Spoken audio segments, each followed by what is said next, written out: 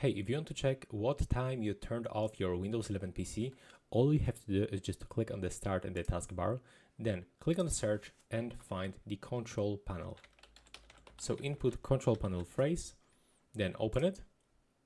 Now go into the Windows tools, and from this one, we'll have to go into the event viewer. Click on it 2 times with the left mouse button. And now from here, we'll have to go into the Windows logs and we'll have to select the system. Now I can recommend you to click and hold with the left mouse button just right here to expand this list.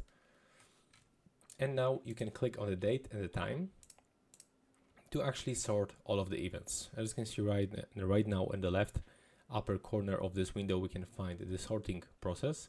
So we just have to be patient and wait for it. It will take a lot of time because all of these events are recorded even for like 6, 7, 8 months back. So that's like a lot of data right here in this place. And now let's sort it back. And now let's scroll down. And it looks like I turned off my PC around 4 a.m. yesterday. So as you can see here, we got the event information. The operating system is shutting down at the system time. And that's the date and also the time. So yeah, that's how we can do this. Right now, please subscribe to my channel and see you on the next one.